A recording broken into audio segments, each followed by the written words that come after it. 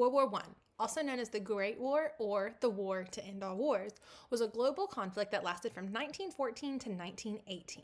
World War I reshaped the political, the social, and the economic landscape of the world. Sparked by the assassination of Archduke Franz Ferdinand of Austria-Hungary, the war quickly escalated into a power struggle between the two major alliances, the Allies and the Central Powers. With battles fought between Europe, the Middle East, Africa, and beyond, the war introduced new military technologies such as tanks, airplanes, and chemical weapons. The conflict claimed millions of lives and set the stage for major political changes, including the collapse of empires and eventually the rise of new nations. This timeline I'm going to talk about today is going to dive into key events and battles of World War I. I am not going to dive into every detail, every battle, every little thing that happened. I'm simply laying out a timeline of what happened. It's like I said, it's very simple. This is not a big, detailed, in-depth World War I video. That would take me hours and hours and hours. This is just a simple timeline. So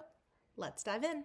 June 28th, 1914, you would see the assassination of Archduke Franz Ferdinand of Austria-Hungary in Sarajevo. This assassination would be done by Gavrilo Princip, a Bosnian Serb national.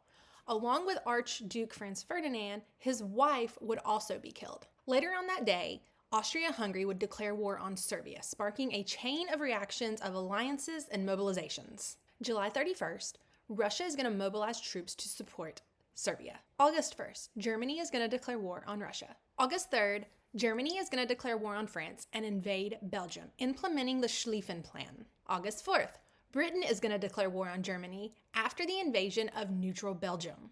August 6th, Austria-Hungary is going to declare war on Russia, and Serbia is going to declare war on Germany. August 12th, France and Britain are going to declare war on Austria.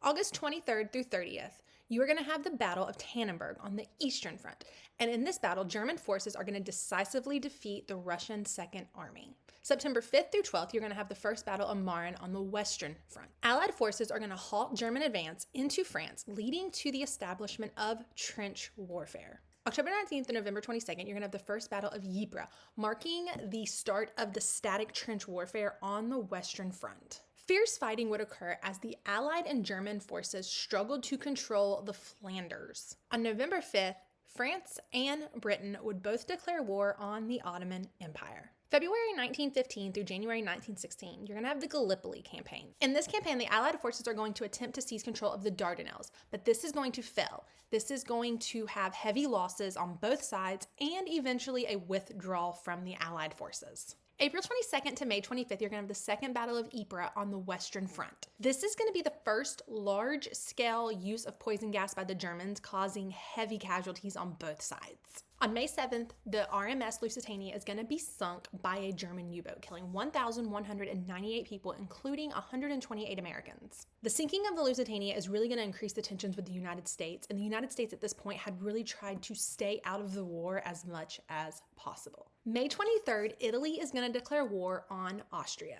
August 28th, Italy is going to declare war on Germany. September 25th to November 6th, you're going to have the Battle of Loos on the Western Front. German forces are going to launch a major offensive, including the first use of poison gas by the British, but they are still going to fail to break through the German lines. October 14th, Bulgaria is going to join the Central Powers. February 21st to December 18th, you're going to have the Battle of Verdun on the Western Front. This is going to be the longest single battle of the war, with French forces withstanding repeated German assaults. Both sides are going to suffer over 700,000 casualties. May 1st to June 1st, you're going to have the Battle of Jutland in the North Sea.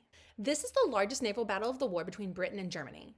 This battle was tactically inconclusive, but it would strategically be a British victory. July 1st to November 18th, you're going to have the Battle of Somme on the Western Front. This is going to be a joint British and French offensive. This is going to be the first use of tanks. This battle is going to cause over 1 million casualties with very limited territorial gains. August 27th, Romania is going to enter the war on the side of the Allies. December 7th, David Lloyd George is going to become the Prime Minister of Britain. January 19th, the Zimmermann telegraph is going to be intercepted, and this is going to reveal Germany's proposal for Mexico to join the war against the United States. In February, Germany is going to begin all-out submarine warfare to control the North Atlantic. April 6th, the United States is going to declare war on Germany, officially entering the war on the side of the Allies. April 9th to May 16th, you're going to have the Battle of Arras on the Western Front. In this battle, British forces are able to achieve initial success, but are unable to sustain their advances. From June 7th to June 14th, you're going to have the Battle of Messines. And in the Battle of Messines, the British are going to detonate massive mines underneath German positions. July 31st to November 10th, you're going to have the Third Battle of Ypres, also known as Passchendaele, on the Western Front. This Allied offensive is going to be characterized by horrendous, muddy conditions and high casualties for limited gains. November 7th, the Bolshevik Revolution in Russia is going to begin, eventually leading to Russia's withdrawal from the war. November 20th to December 7th, you're going to have the Battle of Cambrai on the Western Front. This is going to be the first large-scale successful use of tanks by the British. And in the beginning, they're going to have some initial success, but German counterattacks are going to reclaim a lot of the land that the British had gained. December 7th, the United States is going to declare war on Austria. March 3rd, the Treaty of Brest-Litovsk is going to be signed between Germany and Russia, ending the fighting on the Eastern Front. March 21st through April 5th, you're going to have the Spring Offensive, which is going to include Operation Michael on the Western Front. German forces are going to launch a major offensive to break through Allied lines before the American reinforcements can arrive, and the Germans will make temporary gains.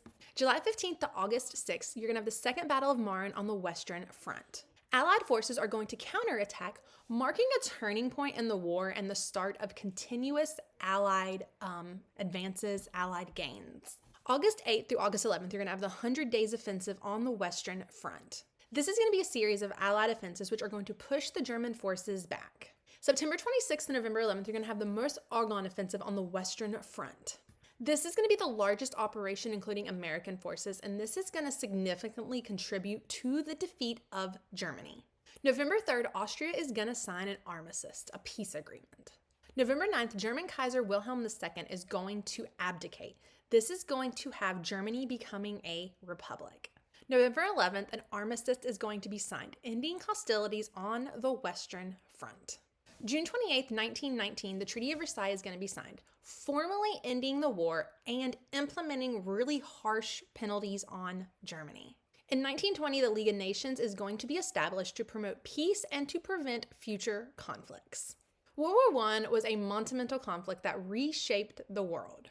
It ended with the signing of the Treaty of Versailles in 1919, bringing an official end to the hostilities, but leaving behind a legacy of political and social upheaval. The war saw the collapse of empires such as the Austro-Hungarian, the Ottoman, the German, and the Russian. The war also redrew national boundaries, creating new nations while sowing the seeds for future conflicts. The devastating human cost, with over 16 million deaths and countless more wounded, highlighted the horrors of modern industrial warfare. World War I also marked a turning point in global history.